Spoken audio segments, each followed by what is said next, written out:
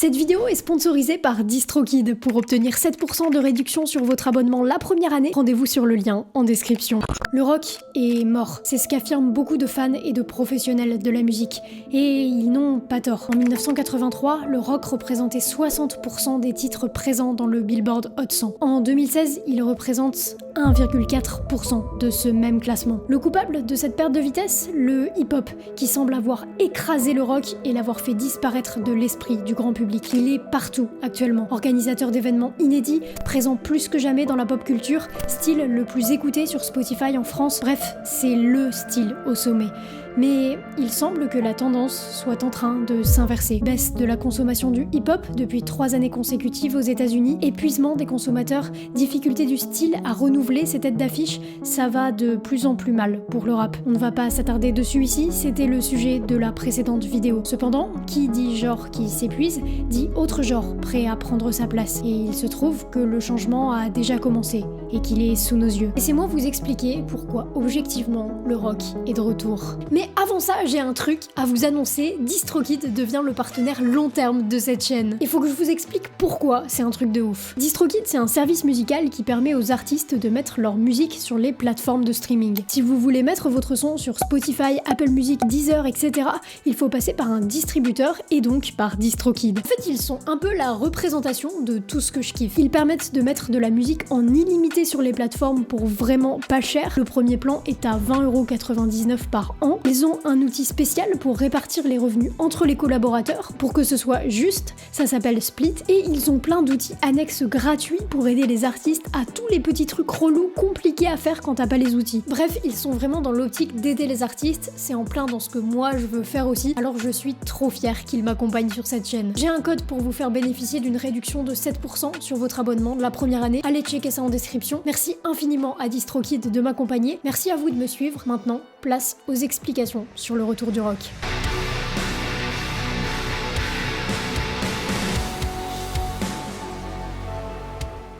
D'abord, retournons en cours de français et commençons par définir les termes du sujet. D'abord, le rock, selon le Larousse, c'est l'ensemble des styles musicaux dérivés du rock'n'roll des années 50. Quand on regarde sur Wikipédia, le style, musicalement, est caractérisé par une mélodie vocale dominante, souvent accompagnée par une ou plusieurs guitares électriques, une basse et une batterie. Dans cette vidéo, le rock va donc englober tous les sous-genres qui se rapportent au rock'n'roll, comme le définit le Larousse, sous-genre qui coche musicalement les cases de la définition de Wikipédia. Ensuite, revenir ici sous-entend redevenir mainstream, et donc avoir une présence significative dans les charts et aussi dans la culture en général. Contrairement à ce qu'on peut penser, le rock n'est jamais mort, il a juste perdu de son influence globale. Ce qui nous intéresse ici, c'est donc le fait qu'il redevienne mainstream. Ça fait plusieurs mois que j'observe des changements dans l'industrie musicale, des signaux faibles. Les signaux faibles, ce sont des informations d'alerte précoce, de faible intensité, pouvant être annonciateurs d'une tendance ou d'un événement important.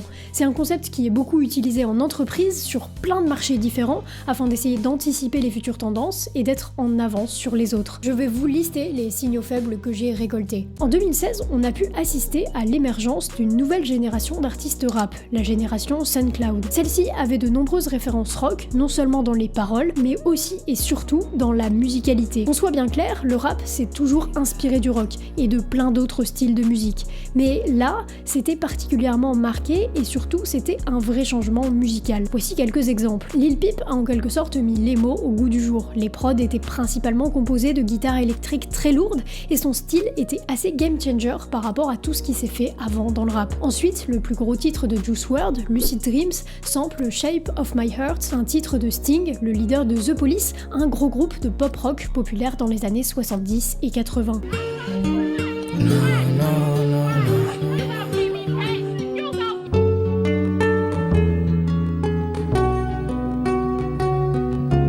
D'ailleurs, d'autres titres du rappeur contiennent des sonorités rock, il avait même fait carrément un son de rock qui a leaké après son décès. Enfin, on peut aussi citer Post Malone, un rappeur passionné de rock qui a fait un concert hommage à Nirvana chez lui durant le confinement. Tout ça, c'est pas grand chose, mais ça a avivé une sorte d'intérêt pour les musiques rock, notamment auprès d'un public rap à la base. Ensuite, on monte d'un cran, vient le cas intéressant des artistes qui ont retourné leur veste. Un petit exemple avec Demi Lovato. Demi Lovato, la 102e artiste la plus écoutée du monde sur Spotify, au début de sa carrière il y a 15 ans, elle faisait ça.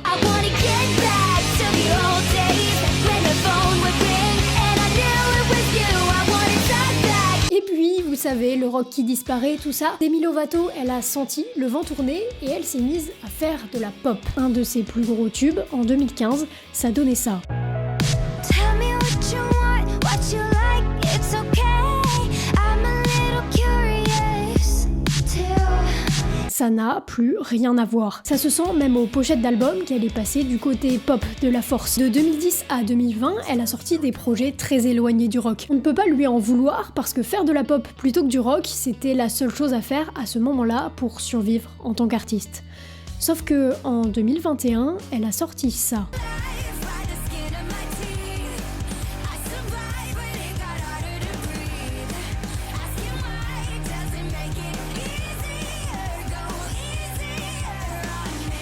Et cette année, elle s'est mise à sortir plein de covers de rock, y compris des reprises de ses sons pop en version rock. La version rock de Heart Attack cumule 25 millions de streams sur Spotify, ce qui a dû confirmer à Demi Lovato que le rock vendait de nouveau. Un autre exemple avec un artiste un peu différent, c'est Bring Me The Horizon. Bring Me, à la base, il faisait du métal.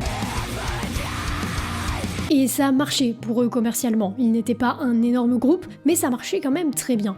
Petit à petit, ils se sont fortement éloignés du métal au fil des albums pour se rapprocher de quelque chose de plus rock alternatif, disons, et ça a explosé au niveau du grand public ces dernières années, au point de jouer aux côtés de Ed Sheeran, une des plus grosses pop stars mondiales. Ils ont interprété avec lui une version rock de Bad Habits pour les Brit Awards en 2022, une cérémonie qui a lieu à l'O2 Arena, diffusée en direct sur un des plus gros réseaux de télévision du Royaume-Uni. Et ça donne ça.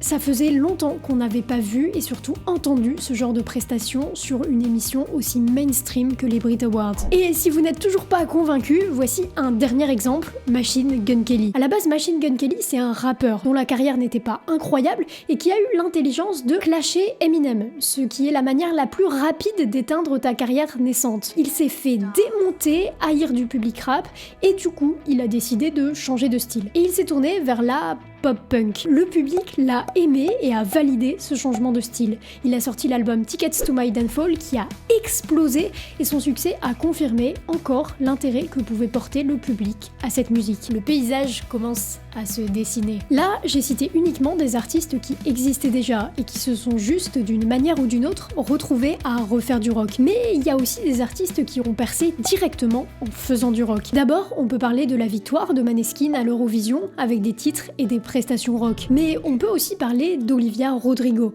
Alors, c'est clairement de la pop rock, mais ça fait très longtemps que ce genre de titre n'avait pas fonctionné aussi bien commercialement. D'ailleurs, son plus gros titre, Good For You, a été accusé d'avoir plagié un titre de Paramore, un groupe de rock. Bref, le rock est en train de s'immiscer petit à petit dans les charts et surtout dans l'esprit du grand public. Ok, et au niveau des auditeurs maintenant. Un premier signal faible dont on a déjà parlé dans la précédente vidéo, c'est la fatigue de certains auditeurs de rap, et notamment de la jeune génération. Quand un auditeur est fatigué du rap, il ne va pas chercher de nouveaux artistes rap. La plupart du temps, il va essayer de s'ouvrir à d'autres horizons musicaux. Ça a été notamment le cas du youtubeur américain Joe Breaker Juice, qui a fait une vidéo intitulée « J'en ai marre du rap » dans laquelle il se met à écouter des groupes de rock. My main music was mostly rap, and I had a few Metallica songs, and I was like, okay, I want to expand this. Pour passer d'un style à l'autre, il faut que les deux styles soient radicalement différents. Que musicalement, les gens qui s'ennuient du rap trouvent quelque chose qui comble le vide musical en eux. Et pour ça, le rock, de par ses sonorités, est un excellent prétendant. Un autre signal assez intéressant se trouve du côté des ventes de guitares électriques. Depuis 2008, le marché des guitares électriques ne se porte pas à merveille. Globalement, les ventes n'évoluent que de pourcentage à un chiffre quand elles ne baissent pas. Sauf qu'il y a eu 2020, le Covid, le confinement, tout ça. Bref, cette année-là, Fender, une marque de guitare, a connu 30% d'augmentation de ses ventes de guitares. c'était un record. Les gens étaient chez eux, s'ennuyaient, c'était l'occasion parfaite d'apprendre un instrument. Alors oui, beaucoup ont dû abandonner depuis, parce que la vie a malheureusement repris son cours. Mais parmi tous ces gens qui ont acheté des guitares, il y a eu des jeunes. Et ces jeunes-là, ce sont les futurs créateurs de musique, et les futurs créateurs de tendances. On peut imaginer que ces jeunes-là, ils vont découvrir le plaisir de jouer d'un instrument, et peut-être même le plaisir de jouer en groupe. Peut-être qu'à la place de se tourner, comme ma génération, vers le beatmaking, ou l'art de faire de la musique tout seul sur son PC dans sa chambre, la nouvelle génération se tournera vers la guitare et vers les groupes de rock qui répètent dans des garages. Qui sait? Ok, ça c'était pour la partie auditeur. Maintenant, faisons un rapide zoom sur la situation de la France. En France, Metallica se classe directement numéro 1 des ventes avec leur nouvel album dans un top exclusivement composé d'albums rap. Je trouve pas ça très important, mais par contre c'est assez symbolique. Mais il y a un autre signal un peu différent et plus important, c'est Europe 2. Europe 2, c'était une radio de rock français extrêmement connue ici, qui avait disparu pour laisser sa place à Virgin Radio en 2008. Ça, à l'époque, c'était déjà un bon indicateur que le rock allait se casser la figure. Et ça n'a pas manqué. Sauf que 15 ans plus tard, elle est finalement renommée Europe 2. Alors, la radio n'a plus la même importance qu'à l'âge d'or de l'ancien Europe 2, mais pareil, c'est un petit signal supplémentaire. Voilà une petite liste non exhaustive des signaux faibles qui agitent les dessous de l'industrie musicale. Maintenant, je crois que derrière tout ça, il se cache quelque chose de plus profond, voire même d'un peu plus prédictible. Dans ma dernière vidéo, j'expliquais pourquoi le rap était en déclin. Et mon tout dernier argument, celui que je n'ai pas détaillé, c'est que la musique, c'est des cycles. Un genre musical qui fonctionne commercialement ne reste pas à son apogée éternellement. C'est pour cela qu'on entend souvent « ça, c'était l'ère du rock » ou encore justement « nous sommes actuellement à l'ère du rap ». Et si vous êtes actuellement en train de vous dire que tout ça c'est juste un ressenti, eh bien non, c'est même une donnée qui a été prouvée scientifiquement. 4 chercheurs ont analysé 86% des morceaux présents dans le Billboard Hot 100 entre 1960 et 2010. Ils ont analysé les propriétés purement musicales de quelques 17 000 morceaux, ce qui leur a permis de les classer par style musical, toujours scientifiquement, et ensuite ils ont tiré différentes conclusions sur l'évolution de ces styles au fil des années. L'étude est complexe, assez riche, mais il en ressort notamment ce schéma. On voit donc que les différents styles musicaux gagnent et perdent en popularité au fil du temps. Tout ceci est ponctué par des révolutions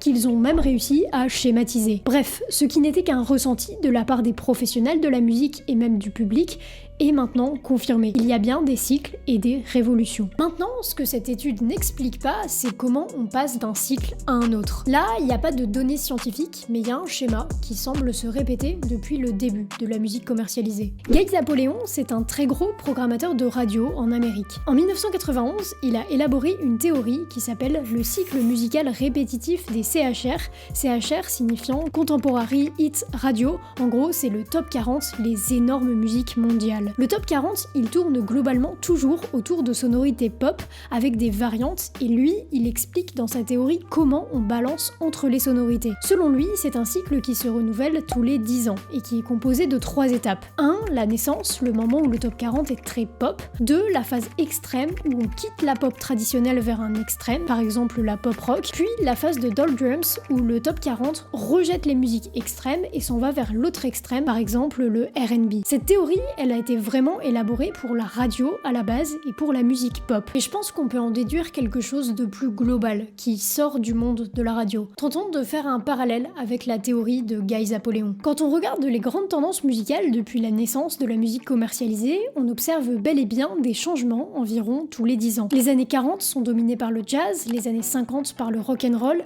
les années 60 par des dérivés du rock'n'roll, le fameux rock et notamment le rock psychédélique, les années 70 par le disco, les années 80 par la synth-pop et le hair metal, les années 90 par le grunge, les années 2000 par l'emo et l'indie, et les années 2010 par le hip-hop. Évidemment, il y avait d'autres styles, mais on peut trouver une dominante qui change toutes les décennies. À l'intérieur de ces décennies, on peut aussi observer 3 phases. Prenons par exemple les années 60 avec le rock, et prenons un exemple particulier, les Beatles. Ça va être ici un petit peu notre métaphore. Le groupe est formé en 1957, nommé The Beatles en 1960, et commencent à être populaires en 1962 puis en 1963, c'est leur naissance. Ensuite, ils explosent au niveau du grand public. Arrive l'apogée avec la Beatlemania. Vous ne vous en rendez peut-être pas compte, mais à l'époque, c'était un phénomène absolument énorme. C'est l'extrême, jusqu'à arriver au clap de fin en 1970. L'industrie musicale entière, après ça, connaît un changement de style dominant. On observerait donc 3 phases quasiment comme à la radio. Ok, on a la théorie, on l'a illustrée à travers un exemple. Maintenant, qu'est-ce que ça nous dit sur le présent? Actuellement, au niveau de la radio, on est au stade des doldrums. Et d'ailleurs, on y est bloqué, selon Napoléon. Est-ce qu'on peut pas relier ça à la situation actuelle des genres musicaux? Le rap est en train de stagner, de lasser beaucoup d'auditeurs, et un nouveau style ne demande qu'à exploser aux oreilles du grand public. Et au vu de tous les signaux faibles que j'ai exposés avant, le rock, le nouveau rock, semble juste attendre son heure pour marquer cette décennie.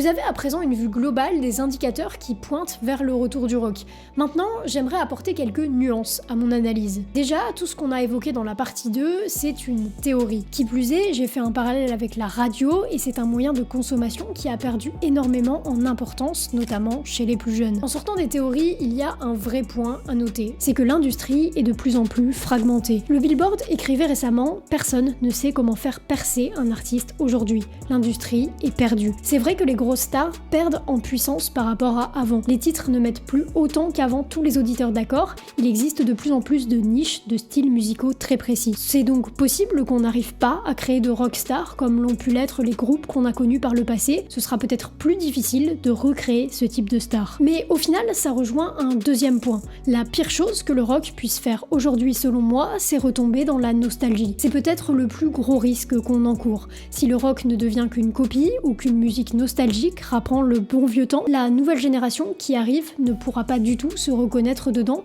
et donc le style se retrouvera bloqué. Troisième et dernier point, un peu plus personnel, si vous êtes arrivé jusqu'à ce stade de la vidéo, je pense que vous méritez d'un petit peu mieux me connaître, histoire au moins de comprendre dans quel contexte je vous dis tout ça. Je n'avais pas d'attachement particulier au rock à la base, contrairement à ce qu'on pourrait croire.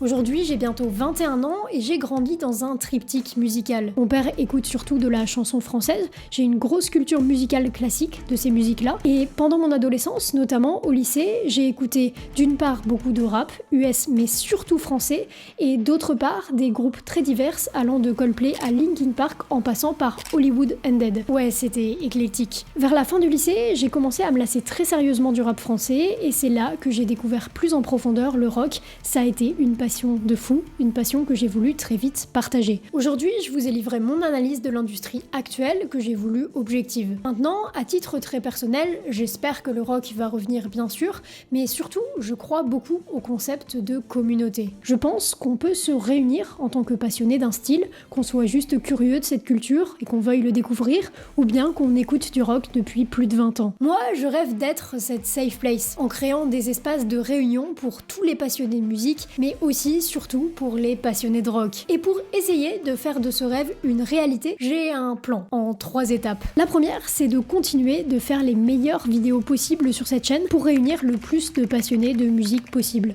Ça, c'est déjà commencé. Deuxième, créer un serveur Discord où artistes et auditeurs se rencontrent, où on organise des soirées pour écouter de la musique, un endroit où des passionnés échangent entre eux. Ce serveur n'est pas encore ouvert, d'ailleurs j'en profite, si vous êtes modérateur Discord, n'hésitez pas à me laisser un commentaire, j'aurai vraiment besoin de vous. Et la troisième, c'est ce mec avec la guitare jaune. Lui, c'est l'artiste que je manage, il s'appelle Lac, il fait du rock et j'ai vraiment envie qu'il soit écouté par le plus de personnes possible, qu'on fasse des giga concerts partout en France et je vous assure que c'est pas gagné évidemment, mais je vais tout faire pour. Les liens pour écouter sa musique sont d'ailleurs en description. Voilà, maintenant que vous savez tout, je vous laisse vous faire votre propre avis sur toutes ces questions. Et si vous avez déjà ressenti un vide musical depuis que le rock a perdu sa place dans les charts, sachez que vous n'êtes pas seul, mais réjouissez-vous car beaucoup de choses se préparent dans l'ombre. Je n'y crois plus.